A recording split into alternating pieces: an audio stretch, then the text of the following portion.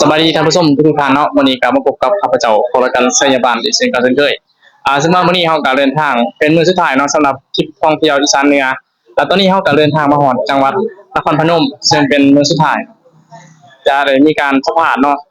ตัวแทนคุยกับเกษตรนาโนรายใหญ่ที่เพิ่นก็ร่วมเดินทางมาว่าเพิ่นมีความประทับใจแนวใดที่ว่าเดินทางกับ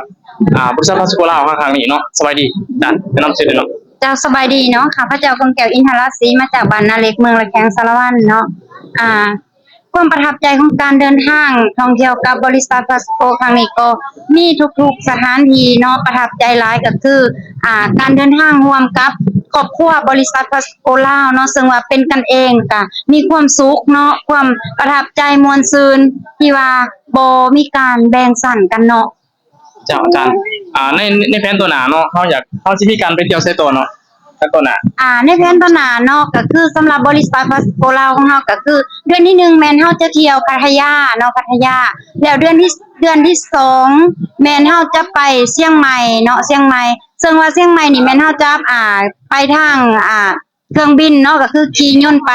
แล้วเดือนที่3แม่นเฮาจะเที่ยวลองเรือนั่น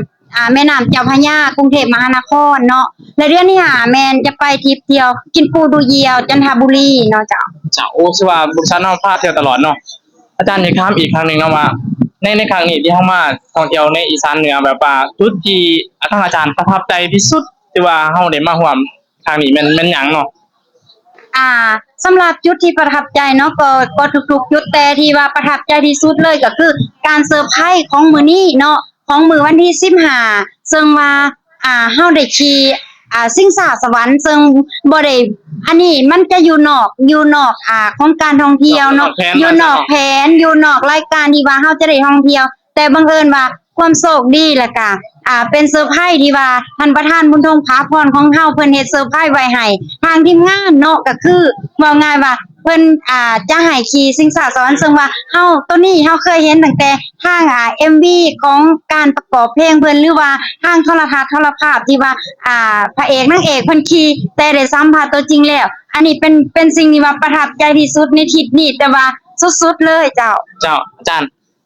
ข้าพเจ้าคิดว่าการมาเที่ยวครั้งนี้อาจารย์ประทับใจอยู่แล้วเนาะครั้งต่อไปเฮาอยากมาผู้เดียวบ่หรือว่าอยากมีทีมงานมาอีกนำครั้งต่อไปเนาะข้าพเจ้าแก้วบอกเลยว่าจะนำพาทีมงานโดยเฉพาะเนาะทีมแก้วเพชรเจริญทรัพย์เนาะจะนำทีมงานมาท่องเที่ยวเริ่มต้นเนาะจะเป็นทริปอีสานเที่ยวอีสานใต้ก่อนเนาะก็คือแล้วก็จะคอยจัดไปทุกๆทริปตามที่ว่าตามนโยบายของบริษัทพาสโกลาวเฮาสิว่าเพิ่นวางไว้เนาะเจ้าสุดท้ายเนาะให้อาจารย์ฝากเพิ่มเติมอีกเนาะสำหรับการท่องเที่ยวใครอยากมาเที่ยวหรือว่าอยากน้ำใสสินค้าเฮาเนาะส่วนเป็นคุยกับเกษตรนาโนเนาะขอฝากเพิ่มเติมเพียงอาจารย์เจ้าเนาะขอฝากถึงพ่อแม่พี่น้องหรือว่าชาวเกษตรกรของเฮาทุกท่านหรือว่าท่านใดที่ว่าอยากดูแลรักษาสุขภาพด้วยสมุนไพรอิหยังก็ตามเนาะตอนนี้เนาะทางบริษัทพาสโกของเฮาง่ายๆเนาะสำหรับท่านใดที่อยากมาเที่ยวเนาะทริปเที่ยวของบริษัทเฮาแม่นบ่ยากเนาะก็คือการซื้อปุ๋ยเพื่อใส่เพื่อส้มไส้แล้วก็หรือว่าถ้าท่านอยากดูแลสุขภาพจะเป็นกาแฟ YM ก็ได้เนาะแม่นสามารถได้เที่ยวฟรีเลยเจ้าเนาะถ้าผ่านโปรก็คือเที่ยวฟรีเลยง่ายๆสบายๆเด้อ